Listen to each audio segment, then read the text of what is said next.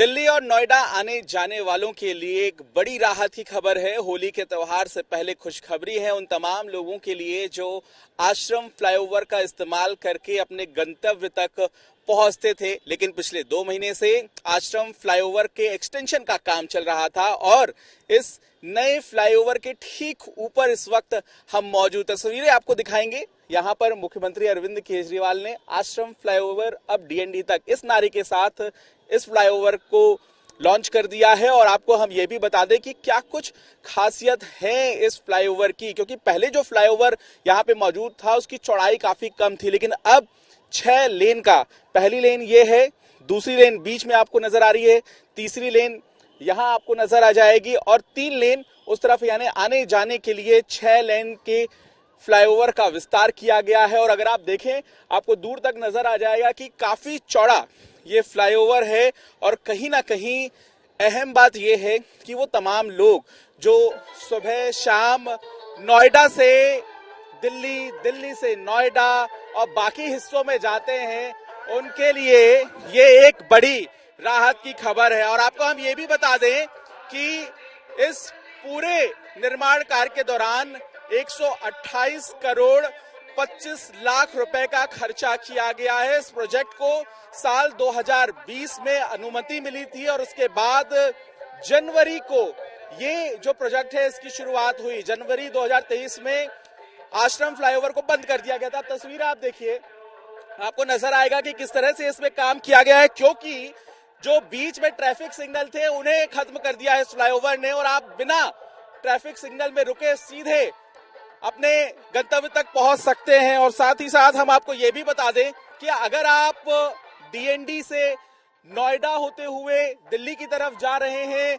तो आप सीधे इस फ्लाईओवर का इस्तेमाल कर सकते हैं। और ये जो नया फ्लाईओवर बना है इसकी जो लंबाई है वो 1425 मीटर है, तो ऐसे में काफी लंबा फ्लाईओवर बनाया गया है।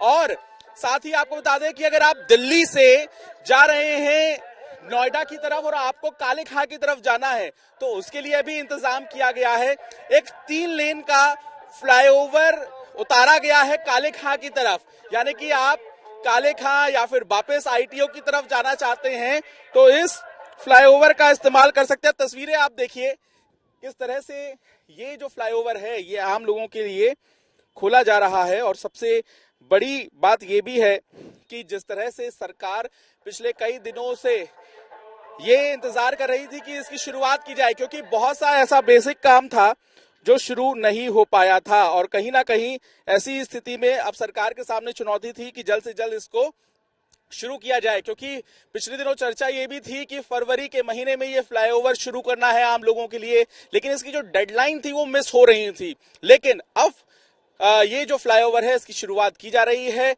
पहले जब पीडब्ल्यूडी मंत्री थे मनीष सिसोदिया तो उन्होंने यहाँ का दौरा किया था, हालांकि फिलहाल वो सीबीआई की कस्टडी में है, उन्हें कोर्ट में भी पेश किया गया है। और ऐसी स्थिति में आपको हम ये भी बता दें कि कहीं ना कहीं अब मनीष सिसोदिया के बाद कैलाश गहलोत इस विभाग को संभाल रहे हैं, तो वो मुख्यमंत्री अरविंद केजरीवाल के साथ मौजूद रहे। और तस्वीर अगर आप देखें तो ये तस्वीरें साफ हैं। आपको हम दूसरी तरफ भी लिए चलते हैं, हमारे जो कैमरामैन है वो आपको दिखाएंगे कि किस तरीके से ये फ्लाईओवर का चौड़ीकरण हुआ है।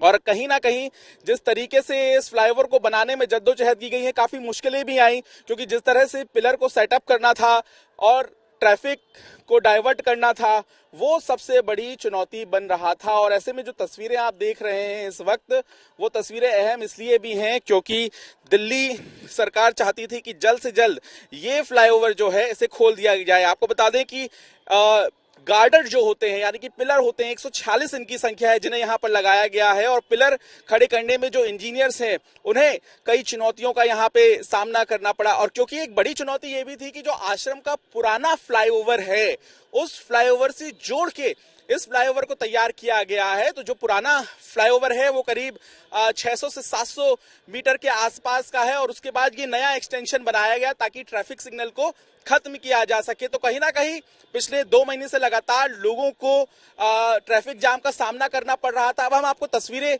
अगर दिखाएं तो आपको नजर आएगा कि जो नोएडा की तरफ जाने वाला रास्ता है वहां जाम कैसे लगता है। पीछे आप देखिए, आपको कुछ हम तस्वीरें दिखाते हैं। सामने आपको धीरे धीरे ये नजर आएगा कि किस तरह से जो फ्लाईओवर पर जाम दिख रहा है, वैसा ही हाल नीचे भी है। जो लोग नोएडा से आ रहे हैं वो कहीं ना कहीं इस फ्लाईओवर के इस्तेमाल के बाद बड़ी राहत को महसूस करेंगे, क्योंकि यहाँ पे सबसे बड़ी बात यही है कि इस फ्लाईओवर के खुलते ही लोगों को अब घूम के नहीं जाना पड़ेगा। लोग अभी घरों से जल्दी निकल रहे हैं, समय से पहले कहीं ना कहीं उन्हें घर से बाहर निकलना पड़ रहा है, क्योंकि ट्रैफिक जाम का उन्हें फिलहाल रास्तों में सामना करना पड़ा। लेकिन अब आश्रम फ्लाईओवर खुल जाने की वजह से एक बड़ी राहत। और साथ ही साथ आपको बता दें कि फिलहाल यहाँ पे जो निर्माण कार्य किया गया है उसमें कुछ पाबंदियां भी हैं, यानी कि जो आम लोग हैं, यानी कि कार हैं, टैक्सी हैं, बाइक हैं, वो इसका इस्तेमाल कर पाएंगे। लेकिन यहाँ पर बड़े जो वाहन हैं, चाहे वो डीटीसी की बसें हो या किसी भी तरह की बसें हो, उसके अलावा भारी वाहन यानी कि ट्रक, बड़े टेम्पो, जो ट्रॉली ट्रक होते हैं, उन्हें इस फ्लाईओवर पर फिलहाल अगले आदेश तक इस्तेमाल करने की अनुमति नहीं होगी। तो ये बड़े बदलाव हैं। लेकिन राहत की खबर यही है कि आश्रम फ्लाईओवर के खुलने का इंतजार दिल्ली एनसीआर के तमाम लोग कर रहे थे। उनके लिए ये एक बड़ी राहत की खबर, क्योंकि अब इसका इस्तेमाल वो होली के त्योहार से ठीक पहले ही कर पा रहे हैं। कैमरामैन वकार अहमद के साथ पंकज जैन,